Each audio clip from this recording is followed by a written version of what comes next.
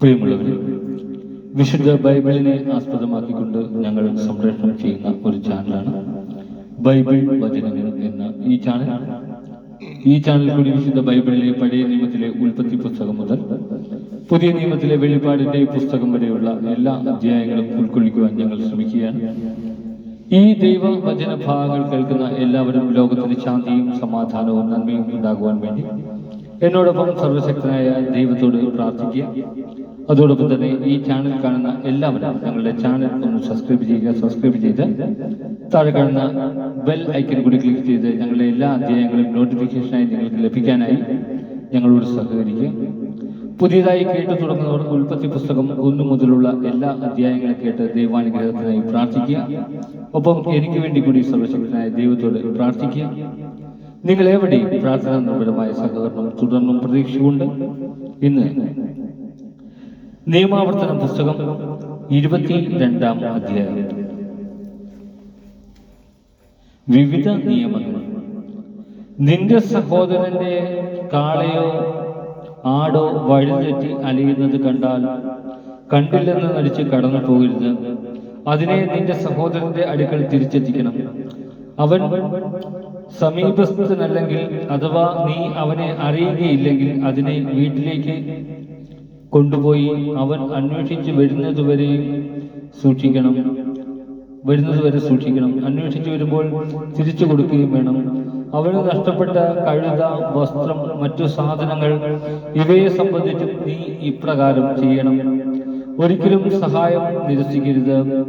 നിന്റെ സഹോദരന്റെ കഴുതയോ കാളയോ വഴിയിൽ വീണ് കിടക്കുന്നത് കണ്ടാൽ നീ മാറിപ്പോകരുത്. അതിനെ എഴുന്നേൽപ്പിക്കാൻ അവനെ സഹായിക്കണം. സ്ത്രീ പുരുഷന്റെയോ പുരുഷൻ സ്ത്രീയുടെയോ വേഷം അണിയരുത്. അപ്രകാരം ചെയ്യുന്നവർ നിന്റെ ദൈവമായ കർത്താവിന് നിന്ദ്യരാണ്. കുഞ്ഞുങ്ങളുടെയോ മുട്ടകളുടെയോ മേൽ തള്ളപ്പക്ഷി അടയിരിക്കുന്ന ഒരു പക്ഷിക്കൂട് വഴിയരികിലുള്ള ഏതെങ്കിലും വൃക്ഷത്തിലോ നിലത്തോ കാണാനിടയായ കുഞ്ഞുങ്ങളോട് കൂടി തള്ളയെ എടുക്കരുത്. തള്ളപ്പക്ഷിയെ പറന്നു പോകാൻ അനുവദിച്ചതിന് ശേഷം കുഞ്ഞുങ്ങളെ നിനക്കെടുക്കാം. നിനക്ക് നന്മയുണ്ടാകുന്നതിനും നീ ദീർഘനാൾ ജീവിച്ചിരിക്കുന്നതിനും വേണ്ടിയാണ് ഈ കൽപ്പന. നീ വീട് പണിയുമ്പോൾ പുറമുകളിൽ ചുറ്റും അരമതിൽ കെട്ടണം.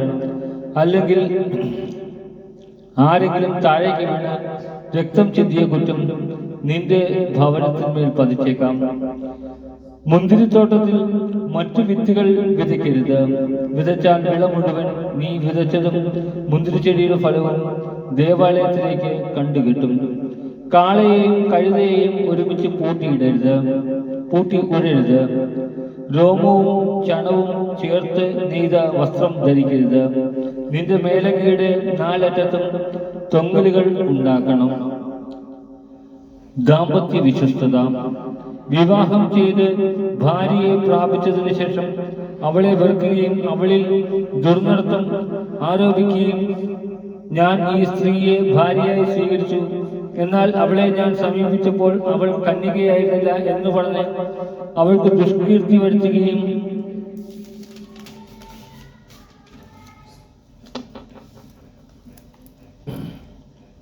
ചെയ്താൽ അവളുടെ പിതാവും മാതാവും അവളെ പട്ടണവാതിൽക്കൽ ശ്രേഷ്ഠന്മാരുടെ അടുത്ത് കൊണ്ടുചെന്ന് അവളുടെ കന്യകാത്വത്തിനുള്ള തെളിവ് കൊടുക്കണം. അവളുടെ പിതാവ് ഇപ്രകാരം പറയണം: ഞാൻ എൻ്റെ മകളെ ഇവന് ഭാര്യയായി നൽകി. അവൻ ഇവളെ വെറുക്കുകയും നിന്റെ മകൾ കന്യകയല്ലായിരുന്നു എന്ന് പറഞ്ഞ് അവളിൽ ദുർനടത്തം ആരോപിക്കുകയും ചെയ്യുന്നു. എന്നാൽ എൻ്റെ മകളുടെ കന്യകാത്വത്തിനുള്ള തെളിവുകൾ ഇവയെല്ലാമാണ് എന്ന് പറഞ്ഞ് പട്ടണത്തിലെ ശ്രേഷ്ഠന്മാരുടെ മുമ്പിൽ വസ്ത്രം വിരിച്ച് വയ്ക്കണം. അപ്പോൾ ആ പട്ടണത്തിലെ ശ്രേഷ്ഠന്മാർ കുറ്റക്കാരനെ പിടിച്ച് ചാട്ടമുണ്ടടിക്കണം. ഇസ്രായേൽ കന്യകകളിൽ ഒരുവൾക്ക് ദുഷ്കീർത്തി വരുത്തി വച്ചതിനാൽ അവനിൽ നിന്ന് 100 ഷെക്കൽ വെള്ളി പിഴയായി വാങ്ങി യുവതിയുടെ പിതാവിന് കൊടുക്കണം. ജീവിതകാലം മുഴുവൻ അവൾ അവന്റെ ഭാര്യയായിരിക്കും. പിന്നീട് ഒരിക്കലും അവളെ ഉപേക്ഷിക്കരുത്. യുവതിയിൽ കന്യകാത്വത്തിന്റെ അടയാളം കണ്ടില്ലെങ്കിൽ അവർ ആ യുവതിയെ അവളുടെ പിതൃഭവനത്തിന്റെ വാതിൽക്കൽ കൊണ്ടുപോവുകയും അവളുടെ നഗരത്തിലെ പുരുഷന്മാർ അവളെ കല്ലെറിഞ്ഞു കൊല്ലുകയും ചെയ്യണം. എന്തെന്നാൽ പിതൃഗൃഹത്തിൽ വെച്ച് വേശ്യാവൃത്തി നടത്തി അവൾ ഇസ്രായേലിൽ തിന്മ പ്രവർത്തിച്ചു. അങ്ങനെ നിങ്ങളുടെ ഇടയിൽ നിന്ന് ആ തിന്മ നീക്കിക്കളയണം. അന്യന്റെ ഭാര്യയോടൊത്ത് ഒരുവൻ ശയിക്കുന്നത് കണ്ട് പിടിച്ചാൽ ഇരുവരെയും, സ്ത്രീയെയും പുരുഷനെയും വധിക്കണം. അങ്ങനെ ഇസ്രായേലിൽ നിന്ന് ആ തിന്മ നീക്കിക്കളയണം. അന്യപുരുഷനുമായി വിവാഹ വാഗ്ദാനം നടത്തിയ ഒരു കന്യകയെ പട്ടണത്തിൽ വെച്ച് ഒരുവൻ കാണുകയും അവളുമായി ശയിക്കുകയും ചെയ്താൽ ഇരുവരെയും പട്ടണവാതിൽ കൊണ്ടുവന്ന് പോയി കല്ലെറിഞ്ഞ് കൊല്ലണം.